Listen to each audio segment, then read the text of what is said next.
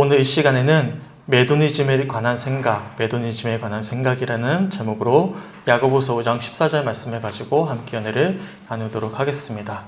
제가 이 유인물을 하나씩 나눠드렸어요. 이 유인물을 좀 참고하셔서 우리가 함께 메소디스트에 대한 어떤 본질적인 사명과 또한 개념에 대해서 함께 배워나가는 시간을 가지도록 하겠습니다. 원래는 웨슬리안 시청교리의 삼위일체에 대한 말씀을 나누는 시간인데요. 제가 오늘 하루 종일 삼위일체에 대한 말씀들을 좀 준비를 하다가 사실 다 준비를 못했어요. 오랜만에 이제 다시금 집중해서 어려운 말씀들을 준비하다 보니까 좀 시간이 촉박했습니다. 그래서 한 주 동안 제가 좀 더 연구를 해야 될 것 같고요. 대신에 오늘 메도니즘에 관한 생각이라는 이 텍스트를 가지고 함께 좀 은혜를 나눴으면 좋겠는데, 이 텍스트를 좀 준비한 이유가 있습니다.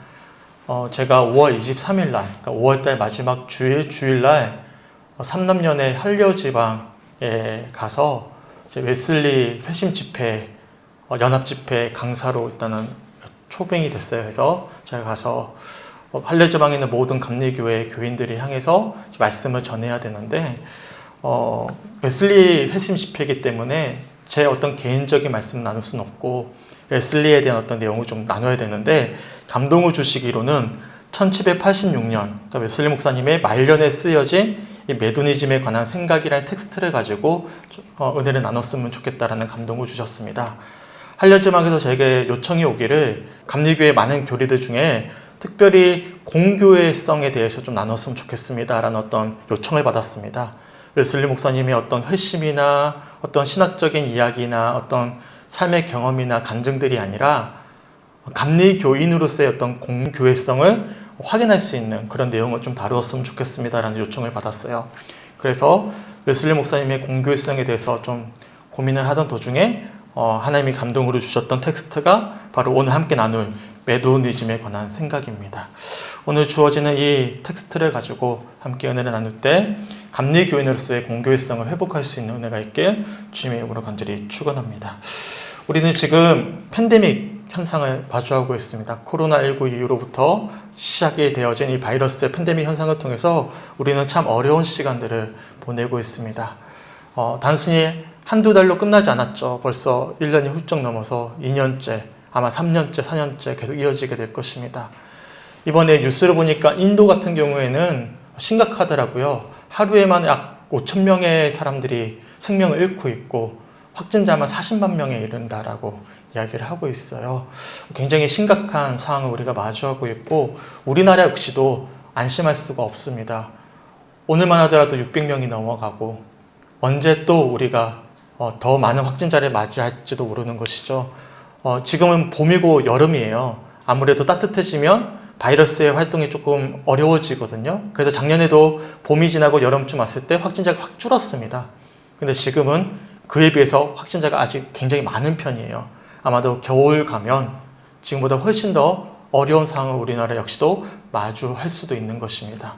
이러한 코로나19 팬데믹 현상이 계속 장기화되다 보니까 코로나 블루를 호소하는 사람들이 참 많이 있습니다. 코로나 블루는 이제 코로나 바이러스로 인해서 마주하게 된 우울증을 뜻하는 표현입니다. 피로감을 느끼고 우울감을 느끼는 것입니다. 우리도 마찬가지죠. 교회 역시도 마찬가지예요. 저희 교회도 매 주일마다 공무원이 찾아오셔서는 굉장히 경계 어린 시선으로 바라보십니다. 성도님들은 그냥 바라보시겠지만 제가 마지막으로 올라올 때면 항상 이제 마지막으로 내려가시는 공무원들을 만나게 되는데 굉장히 좀 경계 어린 시선으로 바라보셔요. 그러면 저는 굉장히 죄송스럽게 말씀드리고 보내드리곤 하거든요. 이런 시간들을 마주하면서 목회자로서 또 성도로서 굉장히 피로감을 많이 느끼고 있는 것이죠.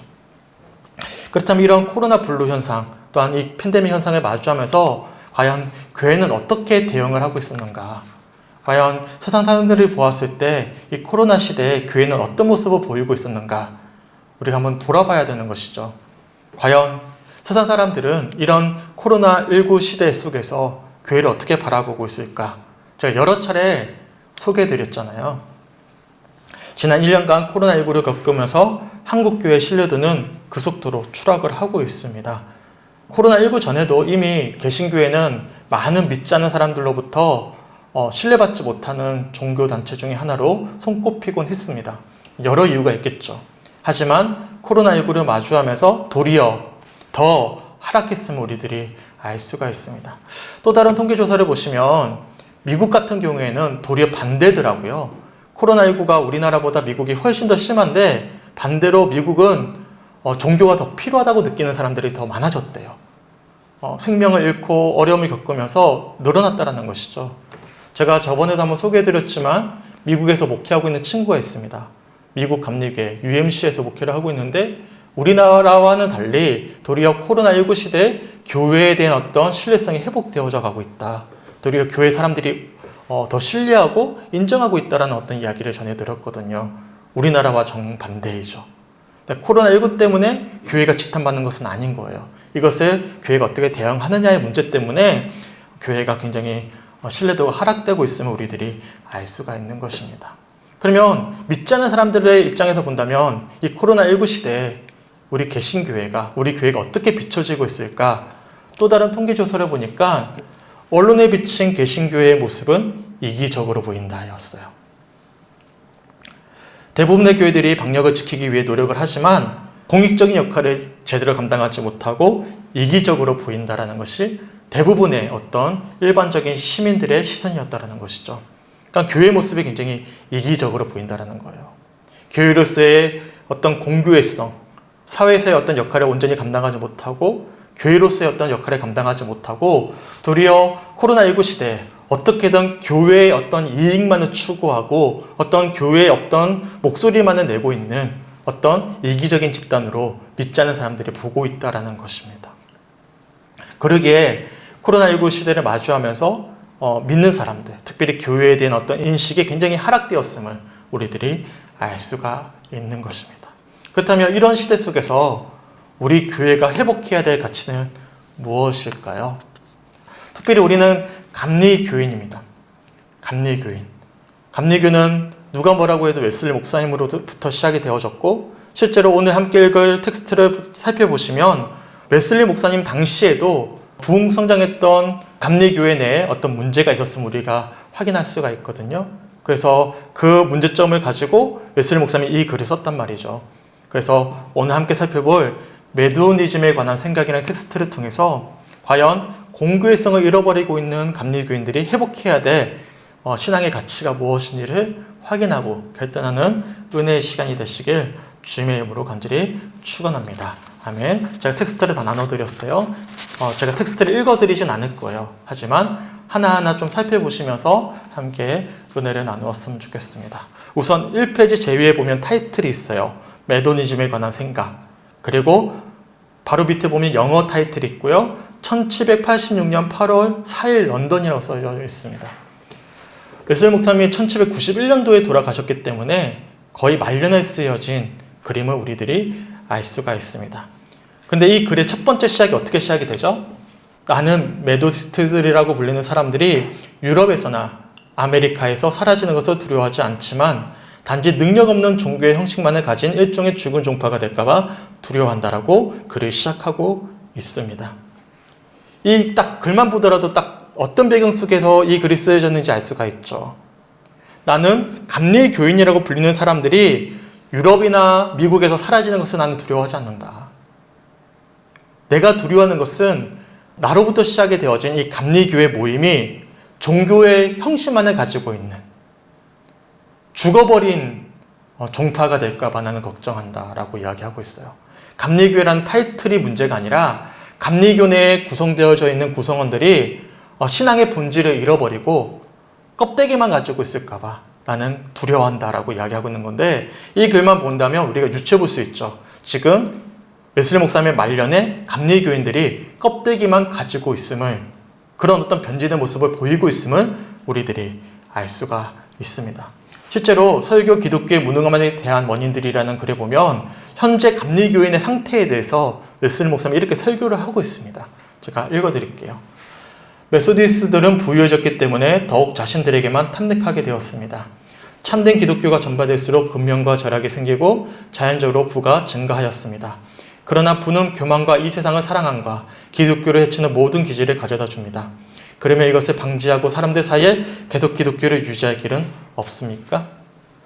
메소디스트들이 부흥했어요. 당연히 부흥 성장하면 부유해지죠. 현재 교회가 그렇지 않습니까? 한국 교회가 얼마나 부유해졌는지 모릅니다. 과거에는 굉장히 어렵게 신앙생활을 했는데 어느새 교회는 부자가 되었어요.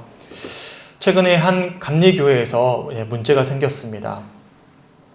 교회가 서울에 위치한 큰 교회였는데 교회 땅을 팔아야 되는 사정이 되었어요. 판매를 했는데 몇백억의 어떤 부동산 이득을 취하게 된 것이죠. 그 과정에서 일부 어떤 목회자 그룹이 수십억의 어떤 리베이트를 받았다라는 어떤 이야기가 나돌면서 문제가 되었거든요. 그러니까 지금 교회가 굉장히 부유해져 버린 것이죠. 근데 당시 감리교회도 마찬가지였던 것 같습니다. 감리교회가 굉장히 부유해졌어요. 부유해졌는데 이 부유함을 하나님 주신 축복을 이들이 정직하게 나누지 못한 채로 자신의 어떤 욕망을 채우기 위해서 그렇게 껍데기만 남는 변질한 감리교인으로서 어떤 행태를 보였던 것 같습니다. 그래서 이 설교에서 우리는 부유해졌지만 참된 기독교의 어떤 본질을 잃어버리고 있다라고 강력하게 비난하는 어떤 설교를 하고 계시는 것이죠. 또한 1784년 3월 15일 날 일기를 보시면 이런 어떤 일기 기록이 남겨져 있습니다. 5시에 설교한 후 브리스톨을 떠나 저녁에는 스트라우드에서 설교했다. 거기서 나는 놀랍게도 새벽 설교가 취소된 것을 알게 되었는데 이웃 마을들에서도 마찬가지였다. 내가 살아있는 동안에도 이런 일이 생긴다면 내가 떠난 후에는 어떻겠는가? 새벽 설교를 포기하라. 그러면 메소디즘 역시 단순한 한 종파로 전락할 것이고 몇몇 견해들과 예배 양식들을 통해서만 구별될 수 있을 뿐이다. 웨슬리 목사님이 감리교 모임들을 순회하면서 탐방을 했는데 돌아봤더니 첫사랑이었던 열정을 다 잃어버린 채로 변질한 감리교인들의 모습을 목격하고 굉장히 한탄해하는 그런 일기들의 어떤 기록들을 살펴볼 수가 있습니다. 이 기록만 있는 것이 아니에요. 이어지는 4월 5일날 일기를 이렇게 고백합니다. 체스터에 도착했을 때 새벽 설교가 다음과 같은 타당하다는 이유로 인해 취소된 걸 알고서 놀랐다. 사람들이 오려고 하지 않아요. 적어도 겨울에는요. 정말 그렇다면 메소디스트들은 타락한 백성이다. 다음이 그 증거다. 그들은 그들의 첫사랑을 잃었다. 그리고 그들은 그 사랑을 회복하지 못하거나 회복할 수 없을 것이다. 그들이 처음 행위를 가질 때까지는 말이다. 단순히 한 지역만의 문제가 아니라 감리교 전반적인 어떤 모습이었음을 웨슬리 목사님의 일기를 통해서 우리가 살펴볼 수가 있는 것입니다. 부유해졌어요. 하나님의 축복을 주신 것이죠. 부유해졌으면 더 뜨겁게 열정적으로 신앙생활을 해야 되는데 도리어 첫사랑을 잃어버리고 신앙의 열정을 잃어버리는 그런 감리교인들의 모습을 보면서 웨슬리 목사님이 굉장히 한탄했던 것이죠. 그러면서 1786년 8월 4일 날 감리교인들을 향해서 메도니즘에 관한 생각이라는 짧은 텍스트를 쓰고 그들에게 나누게 된 것입니다. 이 글을 나눈 본질적인 이유는 잃어버린 감리교인으로서의 어떤 첫사랑을 회복할 것을 공고하고 강조하고 있는 그림을 우리들이 알 수가 있는 것입니다. 이처럼 웨슬리 목사님은 메도니즘에 관한 생각 첫 번째 부분에서 이 감리교인이라고 불리는 사람들이 유럽에서나 아메리카에 사라진 것은 내가 두렵지 않지만 단지 능력 없는 종교의 형식만을 가질까 봐 나는 두려워한다라고 이야기하면서 우리가 회복해야 될 것은 다름이 아니라 교리와 영과 훈련이라고 이야기하고 있습니다. 우리가 배우고 은혜 받고 삶으로 살아내는 것, 이 모두를 견고하게 붙잡지 않는 한 우리는 첫사랑을 회복할 수 없다라고 이야기하고 있는 것입니다. 그러면서 웨슬리 목사님이 1페이지 두 번째 보시면 그럼 무엇이 근본적인 교리인가를 먼저 물어보고 있습니다. 무엇이 근본적인 교리이죠? 교리의 근원은 어디서부터 시작이 됩니까? 바로 성경에서부터 시작이 된다라고 이야기하고 있어요. 그리고 이 성경에서 가르치는 핵심적인 가치는 다름이 아니라 그리스도의 마음을 품게 하는 것에 있다라고 말씀하고 있습니다. 성경에서는 뭘 가르친다고요? 우리가 그리스도의 마음을 가지게 되는 것. 예수님 닮아져 가는 것이 성경에서 가르치는 가장 중요한 핵심 교리이고 그럴 때야 비로소 참된 종교가 될 수 있음을 말씀하고 있는 것입니다. 여기서 그리스도의 마음을 품는 것은요, 잃어버린 하나님의 형상을 되찾는 거예요. 잃어버린 하나님의 형상을 되찾는 것. 죄로 인해서 하나님의 형상을 다 잃어버렸다면, 의와 성결함을 다 잃어버렸다면 회복하는 것인데요. 이것이 우리의 노력으로 가능합니까? 절대 아니죠. 이런 모습은 우리의 힘과 노력이 아니라 오직 성령의 능력 안에서만 가능함을 말씀하고 있어요. 특히 우리가 받는 모든 복은 그리스도를 위해서 받는 것이고, 이렇게 그리스도의 마음을 가진 모든 사람들은 주님 안에서 한 형제 자매가 됨을 강조하고 있습니다. 그러면서 3번부터는요, 자신이 지금 감리교회의 어떤 운동이 형성되는 그 첫 출발점부터 과거를 회상하면서 받았던 은혜들을 좀 나누고 있는 모습들을 이야기하고 있습니다. 우선 3번을 보시면 1729년 옥스퍼드 대학의 4명의 젊은 학생들로부터 감리교회 모임이 시작이 되었습니다. 원래는 영국 국교의 신자들이었는데 저녁마다 오로지 예배와 성만찬에 힘쓰기 위해서 함께 모여서 예배하고 성만찬을 나누는 모임, 그렇게 경건한 훈련으로 감리교회 모임이 시작이 되었어요. 하지만 이 모임이 위기를 맞게 되는데 1735년도에 15명 이상이 모이는, 어느 정도 모이는 모임이 되었지만 그만 이 모임을 이끌고 있던 지도자였던 존 웨슬리 목사님이 미국의 인디안들에게 복음을 전하기 위해서 신대륙이었던 아메리카로 건너가게 됩니다. 선교사로. 그러면서 이 모임이 더는 이어갈 수가 없게 되었어요. 당연히 리더가 사라지니까 메소디스트 모임이 흐지부지 되기 시작했고 사라지는 것처럼 보였습니다. 하지만 웨슬리 목사님이 선교 사역에서 완벽하게 실패를 하고 넘어와요. 1738년도에 다들 유명한 5월 14일 날 오드스 게이트 거리에서 회심 체험을 하게 됩니다.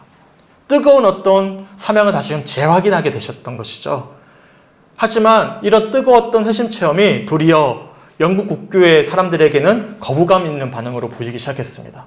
그래서 웨슬리 목사님이 영국 국교의 신부였음에도 불구하고 교회 내에서 설교를 할 수 없게 되었어요. 근데 웨슬리 목사님이 뜨거운 열정이 생기니까 어떻게 하셨냐면 조지 위필드라는 친구의 어떤 권면으로 야외에서 설교를 하기 시작하셨습니다. 그러니까 야외 설교가 본격적으로 시작이 되었던 것이죠. 그리고 이때부터 놀라운 부흥의 역사가 일어나기 시작했어요. 그리고 사라진 줄만 알았던 메소디즘의 모임이 본격적으로 부흥 성장하기 시작했어요. 사람들이 서로에게 물어보기 시작합니다. 구원받기 위해서는 무엇을 해야 되는지를 서로에게 물었고, 이러한 물음에 웨슬리 목사님이 답변을 해주시면서 점점 더 메소디스트의 숫자가 늘어나기 시작했습니다. 그리고 얼마 지나지 않아 1738년 11월에 원래는 대포를 만들던 무기 공장이었어요. 근데 이 무기 공장을 구매해서 예배당으로 개조했습니다. 그것이 바로 파운더리 예배당이었어요. 이 파운더리 예배당에서 첫 번째 연회도 열렸고요. 이처럼 웨슬리 목사님은 이 파운더리 공장을 사서 예배당으로 만들고, 어차피 영국 국교에서 예배를 드릴 수 없었기 때문에, 또한 영국 국교에 들어가지 못했던 어려운 노동자들, 외면받던 사람들이 함께 모여서 예배를 드리기 시작했습니다. 특별히 감리교회 초기 멤버들은 대부분 어려운 사람들이었어요. 노동자들이었어요. 그러다 보니까 공장 노동자들의 출퇴근 시간을 피한 매일 아침 5시와 저녁 7시에 그렇게 매일마다 예배를 드리기 시작하셨습니다. 이 예배는 어떻게 드렸냐면 초대교회의 관습에 따라서 남자, 여자를 구분해서 앉았어요. 우리나라도 처음에 초창기에는 그렇게 앉았어요. 그래서 초창기 교회를 보면 기역자 교회가 많이 있습니다. 기역자 교회. 금산 긴제교회가 그 기역자 교회가 남겨져 있는데 남자, 여자가 따로따로 앉는 거죠. 더군다나 회중석이 없었어요. 벽에 이제 벤치가 있었는데 영국 국교회는 어떤 신분에 따라서 앉는 자리가 따로 정해져 있었지만 감리교회 이 파운더리 예배당은 그렇지 않았습니다. 누구든지 오는 순서대로 자유롭게 함께 한 공동체로 앉게 되었습니다. 앞에서도 말씀드렸지만 예수 그리스도의 마음을 품는 자들은 모두 다 예수님 안에서 한 형제와 자매임을 웨슬리 목사님이 강조했기 때문에 그런 어떤 예배의 모임을 가질 수가 있었던 것이죠. 이처럼 웨슬리 목사님은 파운더리 예배당에서 본격적으로 사역을 시작하기 시작하셨습니다. 2페이지 4번에 보시면 웨슬리 목사님의 예배 순서가 잠깐 소개되고 있는데요. 짧은 기도로 예배를 시작하시고 찬송을 한 곡 부르신 후에 약 30분 정도 설교를 전하셨습니다. 그리고 설교를 마치고 나면 찬송을 한 곡 부르고 기도로 예배를 마쳤어요. 우리와 뭐 별반 다르지 않죠. 그리고 이 목사님이 설교를 통해서 지속해서 강조했던 교리는 믿음에 의한 구원과 이에 따른 회개와 성결이었습니다. 근데 문제가 생겼습니다. 점점 더 부흥을 하다 보니까 한 공간에서 예배를 드릴 수가 없게 된 것이죠. 더군다나 교인이 늘어났어요. 지금도 대형 교회 가면요, 담임 목사님 1년에 한 번 보기도 어렵습니다. 평생을 담임 목사님 신방을 못 받을 수도 있어요. 교인 관리가 안 되는 거죠. 근데 지금 그 대형 교회보다 훨씬 더 많은 사람들이 모이다 보니까 체계적인 교인 관리가 되지가 않았어요. 자연스럽게 관리가 되지 않다 보니까 사람들이 점점 더 멀리 흩어지는 경향을 보이기 시작합니다. 근데 웨슬리 목사님이 뾰족한 해결 방법을 찾지 못하고 있었습니다. 이거 어떻게 해야 되지? 사람들은 몰려오고, 근데 또 몰려오는 만큼 또 빠져나가는 숫자도 많아지고 관리가 안 되는 것이죠. 근데 그때 하나님께서 지혜를 주셨어요. 어떤 지혜를 주셨냐면 이런 어떤 계기가 있었습니다. 파운드리 예배당을 건축하면서 빚을 많이 졌어요. 그래서 웨슬리 목사님 고심이 참 많았습니다. 이거 어떻게 감당해야 되지? 그래서 주변에 있던 브리스톨 신도의 회장을 찾아가서 진지하게 이것을 어떻게 해결해야 될지 논의를 하기 시작합니다. 근데 이 모습을 지켜보고 있던 은퇴한 선장이었던 캐틴 포이라는 분, 그러니까 포이라는 분이 그 이야기를 듣고는 안 끊어내나요. 이 빚상환 어렵지 않습니다. 감리 교인들이 하루에 1페니씩 작은 돈이에요. 그래서 우리가 함께 묻다 보면 어느 순간 우리가 다 갚지 않을까요? 누구 혼자 힘으로는 갚을 수가 없으니까, 상환할 수 없으니까 우리 모두 다 조금씩 감당해서 갚으면 금방 갚을 수 있습니다라고 이야기를 했어요. 그러자 주변에 굉장히 어려웠던 신도의 회원이었던 것 같아요. 불편한 기색을 이야기하는 거예요. 난 진짜 어렵다. 조금 더 내놓을 수 없다. 그러자 이 캐틴 포이가 뭐라고 이야기하냐면, 그러면 12명을 저에게 주십시오. 12명 중에 혹여나 감당할 수 없는 사람이 있다면 그 부족분을 내가 대신 채워주겠습니다라고 제안을 하게 됩니다. 그래서 이 웨슬리 목사님이 그 이야기를 들었고요. 또한 주변에서 듣고 있던 몇몇 회원들이 그러면 나도 12명 주십시오. 부족분을 내가 채우겠습니다. 그렇게 이야기가 나오기 시작했던 것이죠. 그러자 웨슬리 목사님이 어떻게 했냐면 체계적으로 12명을 중심으로 한 명의 지도자를 세우게 되었습니다. 이것을 속회라고 불렀습니다. 속회. 우리가 지금 부르고 있는 속회죠. 장로교에서는 구역회라고 하는데요. 구역회도 속회 모임에서 따온 거예요. 지금 제자훈련 같은 거 하지 않습니까? 이 제자훈련도 사실은 감리교회 모티브로부터 나온 거죠. 왜냐하면 당시 장로교는 이런 소그룹 모임이 없었어요. 신도회, 그러니까 교회 내에 또 다른 모임이 없었던 것이죠. 대중 예배만 있었어요. 근데 처음으로 웨슬리 목사님이 속회를 만들기 시작했던 것입니다. 왜 웨슬리 목사님이 빠져나가는 인원들을 향해서 고민했을까요? 지혜가 떠오르지 않았을까요? 이런 속회 모임이 당시 교회는 아예 개념이 없었기 때문이죠. 근데 이 성장 포이의 제안을 통해서 지도자 한 명에 12명의 회원들이 함께 모임을 가지기 시작했던 것입니다. 근데 문제가 생겼어요. 얼마 지나지 않아 여러 문제들이 보고되었는데 이 지도자들이 헌금을 받아내기 위해서, 확인하기 위해서 속도원 집을 찾아다니다 보니까 웬걸요? 예배는 같이 은혜롭게 드렸는데 막상 가정생활이 엉망인 거예요. 막 부부싸움을 하고 술을 마시고 그런 모습을 보고는 웨슬리 목사님에게 보고를 했습니다. 웨슬리 목사님은 마음의 성결과 생활의 성결을 강조하셨기 때문에 믿음과 삶의 일치를 강조하셨는데 막상 실제적인 속도원들의 어떤 삶을 확인해 보니까 믿음과 삶이 구분되어져 있는 것이죠.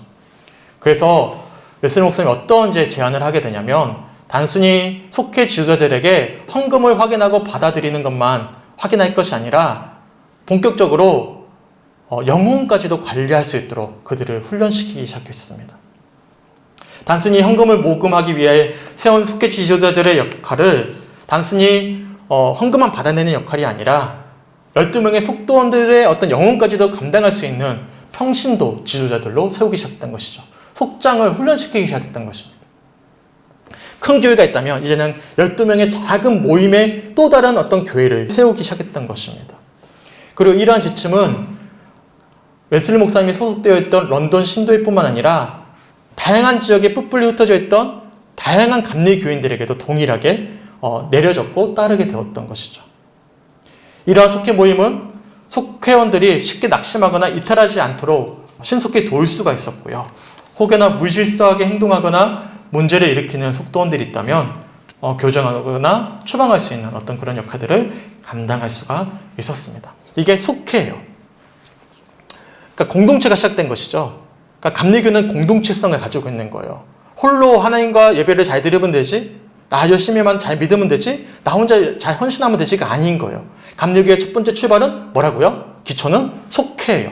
12명의 공동체입니다. 우리 교회도 속히 그런 속회가 날로 더해지는 은혜가 있었으면 좋겠습니다. 단순히 목회자 홀로 일방적으로 어떤 것을 쏟아내는 것이 아니라 받은 은혜를 가지고 속동원들이 함께 말씀을 나누고 삶을 나누고 서로 격려하고 세워주고 그런 어떤 역할들을 감당해야 된다는 것이죠. 그런 공동체성을 가지고 있습니다. 그리고 이 속회가 또한 어떤 역할로 발전하게 되냐면 반회라는 것이 있었습니다. 당연히 속동원 중에는 더 열정적인 분들이 분명히 계셔요. 더 은혜를 사모하는 분들이 계시지 않습니까? 그래서 더 열정적으로 헌신하는 회원들을 위한 특별한 모임이 제공이 되었어요. 바로 반회라는 모임이었습니다. 이 반회의 기초는 무엇이었냐면 오늘 본문 말씀 야고보서 5장 14절 말씀인데 우리 다 같이 한번 읽어보겠습니다. 시작. 너희 중에 병든 자가 있느냐? 그는 교회의 장로들을 청할 것이요 그들은 주의 이름으로 기름을 바르며 그를 위하여 기도할지니라. 아멘. 이 말씀을 기초로 해서 속회는 12명이었다면 반회는 작았어요. 5명, 6명. 정말 열정적인 사람들만 따로 속회와 관련 없이 따로 모였습니다. 지금으로 치면 한국교회도 마찬가지죠. 소그룹이 있는 반면에 또 제자 훈련 그룹이 따로 있지 않습니까?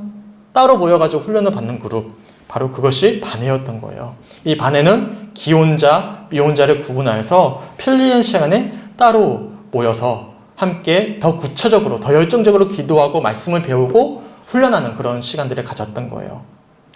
속회는 단순히 함께 모여서 삶을 나누는 그룹이었다면 반회는 더 열정적으로 주님을 사모하는 모임이 되었던 거죠. 당연히 이 반회를 통해서 수많은 어떤 경험들, 어떤 은사들을 체험하고 축복을 누렸습니다. 특별히 완전을 향하여 전진하는 회원들이 고려했는데요.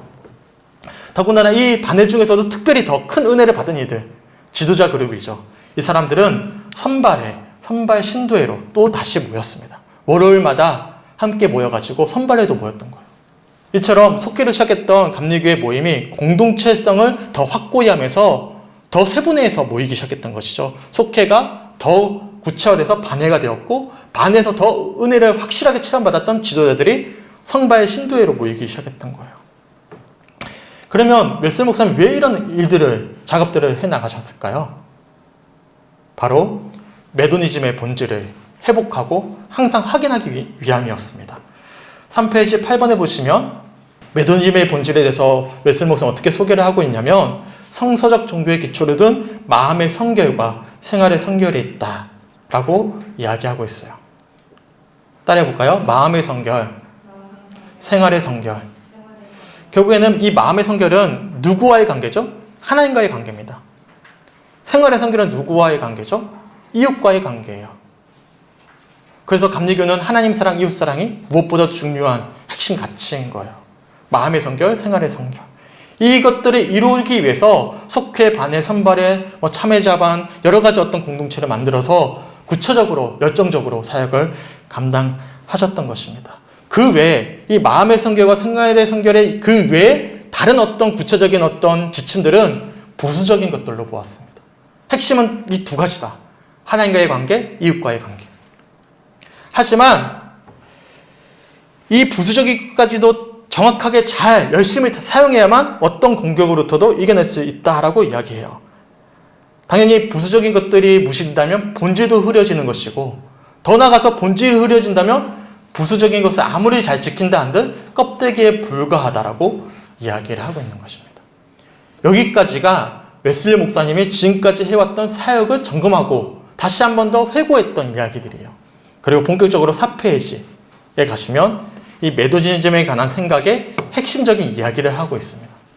우리가 지금까지 이렇게 하나님의 역사 속에서 우리가 구체적으로 속회, 반회, 선발회로 모이면서 열심히 하나님께 헌신했는데 이렇게 부흥성장했는데 그러면 9번이죠. 우리는 지금 어떠한가?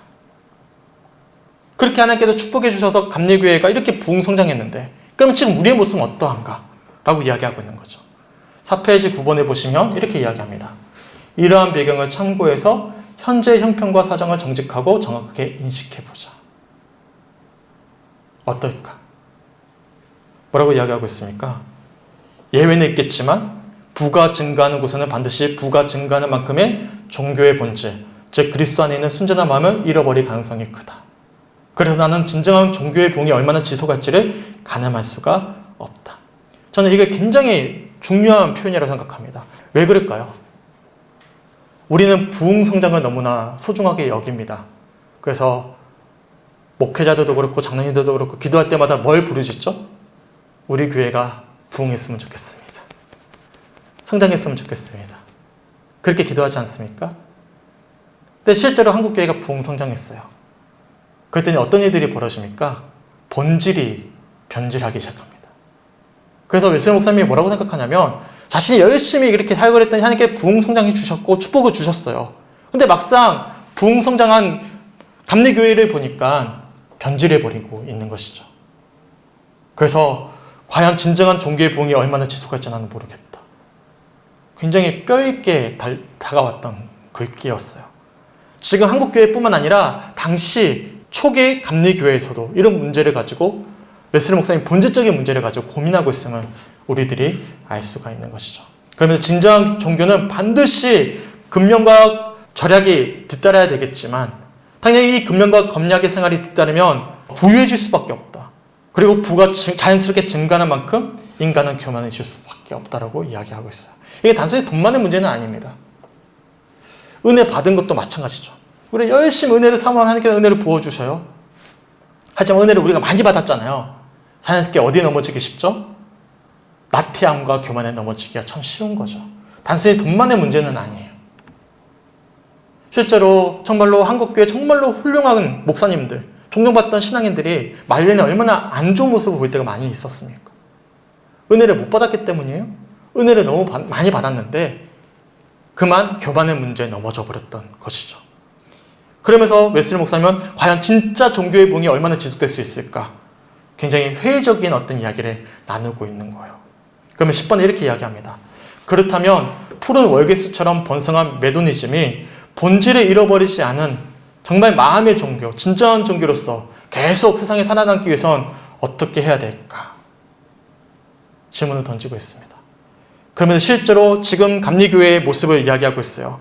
근면하고 겸약하는 메소디스트들은 성장하고 자연스럽게 부유함의 축복을 누리고 있지만 그에 비례해서 교만과 분노와 육체의 정욕과 안목의 정욕과 이생의 자랑이 늘어나고 있다. 그래서 지금 감리교회는 종교의 형식은 남아있지만 감리교회의 본질을 급속도로 잃어버리고 있다라고 지금 정확하게 분석하고 있는 거예요. 그러면 11번 이렇게 질문을 던집니다. 과연 이러한 모습을 예방할 방도가 없단 말인가? 진정한 종교의 틀을 막을 방법은 없는 것인가? 어떻게 해야 될까요? 우리는 근면하고 검역하며 사는 것을 금지해서는 안 된다. 그리스도인들은 할 수 있는 만큼 벌어야 하고 할 수 있는 만큼 저축을 해야만 한다. 그렇게 한다면 자연스럽게 부유함의 축복을 누릴 수가 있을 것이다. 이것을 은혜로 치환해서 이야기한다면 속회 반의 선발회를 통해서 더 열정적으로 주님을 강구했던 것처럼 그 은혜를 사모하는 마음을 우리는 멈춰서는 안 된다라고 강조하고 있는 거예요. 하지만 4번 제일 마지막에 이렇게 이야기하고 있습니다. 하지만 이후에입니다. 은혜 받은 이후에, 축복받은 그 이후에 지옥의 밑바닥에 떨어지지 않으면 단 한 가지의 방도가 있는데 할 수 있는 대로 많이 벌고 할 수 있는 대로 많이 저축한 다음에 마찬가지로 할 수 있는 대로 많이 나눠야 된다라고 이야기하고 있는 거예요. 나누는 것은 뭘 의미하죠? 공교회성을 이야기하는 거예요.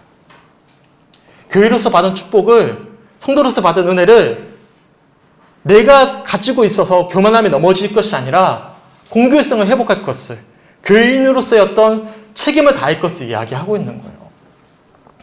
그렇게 한다면 많이 벌수록 더욱 은혜 안에서 성장할 것이며 더욱더 많은 보물을 하늘나라에 쌓게 될 것이다 라고 고민하고 있습니다. 과연 우리 한국교회 교인들이 공교회성에 대해서 어떻게 생각할까? 교회로서의 어떤 책임에 대해서 어떻게 생각할까? 라고 물어본다면 어떻게 답변하시겠어요? 대부분 개인 구원, 내가 받을 구원, 더 나아가서 우리 교회가 성장 부흥했으면 좋겠다 라고만 생각을 하죠. 그래서 목회자들이나 성도들이 모이면 작년 목사님 교회 교인 얼마나 늘었어요? 재정이 얼마나 늘었어요? 서로 비교하고 그에 따라서 성장하면 어떤 우쭐함을 느끼고, 예를 들어 성장하지 못하면 왠지 초라한 느낌을 가지면서 각자 도생이죠. 각계전투라고 하죠. 감리교회라는 한 틀에 모여있지만 사실상은 개별교회처럼 지금 우리가 지내고 있지 않습니까? 무한 경쟁을 하고 있는 거예요. 실제로 우리 교회만 하더라도 새가족이 오면 다른 교회에서 새가족을 빼가려고 작업을 하는 어떤 경우들을 마주하게 되고, 그런 모습들을 볼 때면 공교성을 다 잃어버린 것이죠. 사실상 내가 받을 구원과 우리 교회의 어떤 성장 부흥에만 우리가 집중하고 있고, 사실상의 교회로서의 사회적인 어떤 책임과 특별히 감리교회로서의 어떤 책임을 유기하고 있을 때가 참 많이 있다는 것입니다. 이것이 웨슬리 목사님이 생각했을 때 기독교의 변질의 핵심이라고 이야기하고 있는 거예요. 우리가 열심히 예배하고 모여가지고 부흥성장했어요. 속회도 만들고 반회도 만들고 선발 신도회도 만들었어요. 그래서 하나님이 축복해 주셨어요. 문제는 축복으로 끝났다는 거예요. 받은 만큼, 주신 은혜만큼 또한 우리가 삶을 통해서 살아내야 되는데 그것이 안 되었기에 그만 메도니즘이 변질하기 시작했다라고 이 글을 통해서 강력하게 당시 감리교인들에게 권고하고 있는 글이 바로 1786년에 쓰인 메도니즘에 관한 생각입니다. 소망하기는 함께 기도했으면 좋겠어요. 한국 교회의 회복을 위해서, 또한 우리나라를 위해서, 더 나아가서 세상의 수많은 하나님을 알지 못하는 이들을 위해서 함께 기도해야 될 책임이 우리 모두에게 있는 것입니다. 사실 저도 젊은 시절에는 욕심이 많았습니다. 목회자로서 성공하고 싶고, 또 우리 교회가 좀 자립하는 교회도 되고 성도도 많이 늘어가지고 좀 이제 자신감 있게 좀 피력도 하고 이야기해야지라는 어떤 욕심과 욕망이 있었죠. 하지만 시간이 흐르면서 하나님께서는 무엇이 중요한지에 대해서 정직하게 돌아보게 하는 시간들을 마주하고 있습니다. 제가 성죽교에서 가장 많은 훈련을 받고 있는 부분이 그 부분입니다. 성죽교에 오기 전만 하더라도 저는 아니라고 하지만 교만함이 분명히 있었어요.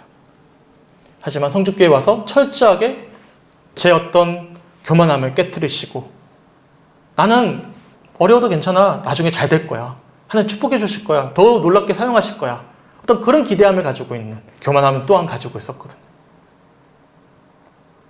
당연히 우리는 소중한 존재입니다. 우리가 금요 시간에 함께 나눴던 것처럼 우리 뒤에는 하나님이라는 분이 계시기 때문에 그릇이 작든 크든 그릇의 어떤 크기에 중요하지 않죠. 왜냐하면 부어주실 분은 누구시죠? 하나님이시기 때문에. 그래서 우리는 어떤 자신감을 가지고 있어야 돼요. 자존감을 가지고 있어야 돼요. 하지만 이 자존감이 어떤 내 교만이 되어서는 안 되는 것입니다. 겸손하게 하나님이 적게 주시든 많이 주시든 5달란트 주시든 3달란트 주시든 1달란트 주시든 내게 주신 것에 가장 감사함으로 고백하면서 나아가야 되는 것이고, 더 나아가서 내가 가지고 있는 그릇을 넘어서서 정말로 한국 교회를 위해서, 또한 믿지 않는 모든 이들을 위해서 함께 책임감을 가지고 공교회성을 회복해야 될 가치가 우리들에게 있는 것입니다. 저는 개인적으로 한려지방이 너무나 귀하다고 생각해요. 우선은 무명의 작은 교회 젊은 목회자를 연합집회에 부르는 경우가 거의 없고요. 굉장히 의외적인 상황이고요. 더 나아가서 요청했던 부분이 어떻게 하면 은혜 받아가지고 교회가 부흥할까의 문제가 아니라 이 코로나19 시대에 어떻게 하면 공교회성을 회복할까, 교회로서의 어떤 공동체의 어떤 책임을 어떻게 다할 수 있을까에 대한 어떤 질문을 던지고 하셨다는 것이 저는 너무나 귀하게 여겨졌습니다. 우리보다 더 어려운 지방인데도 불구하고 소망하기는 이런 어떤 공교회성을 회복할 수 있는 우리 성주교회 형들이 되었으면 좋겠습니다. 그래서 이 성주 지역을 위해서 더 간절히 기도하셨으면 좋겠어요. 제가 여러 번 소개해드렸지만 우리 성주구는 경상북도에서도 가장 보고환율이 낮은 지역 중에 한 곳입니다. 실제로도 지금 성주군의 영적인 현실은 굉장히 척박합니다. 단순히 우리 교회 한 성도가 더 온다라는 부분에 있어서 초점을 맞출 것이 아니라 성주군의 수많은 교회들이 함께 하나님의 그 사랑의 핵심 가치를 회복하고 올바로 설 수 있도록 함께 기도해 주셨으면 좋겠고, 더 나아가서 우리나라를 위해서, 더 나아가서 인도를 비롯한 미얀마를 비롯한 수많은 어려움을 겪고 있는 나라들, 사람들을 위해서 더 눈물로 기도할 수 있는, 그렇게 공교회성을 회복할 수 있는 우리 성주교회 성도들이 되었으면 좋겠습니다. 특별히 우리는 감리교회예요. 감리교회 역시도 이런 소중한 감리교회 가치를 다 잃어버린 채 장로교회나 감리교회나 순복음이나 침례교회나 다 다르지가 않아요. 다 각 교회, 각기 전투하고 있어요. 감리교회로서의 원래의 가치를 회복할 수 있도록 감리교회를 위해서도 같이 기도해 줄 수 있는 우리 성주교회 성들이 되었으면 좋겠습니다. 아멘. 네, 피곤한 시간에 굉장히 딱딱하고 어려울 수 있는 감리교회 역사에 대해서 또한 웨슬리 목사님의 텍스트를 가지고 오늘은 나누었어요. 어려운 시간이지만 함께 잘 따라와 주셔서 감사합니다. 분명히 내게 주시는 어떤 결단과 감동이 있을 거예요. 우리의 기도의 지경이 더 넓어져서 감리교회를 위해서, 한국교회를 위해서, 또한 세계 모든 이웃들을 위해서 함께 기도해 줄 수 있는 우리 모두가 되시길 주님의 이름으로 간절히 축원합니다. 아멘. 우리 찬송 부르시고 함께 기도했으면 좋겠습니다.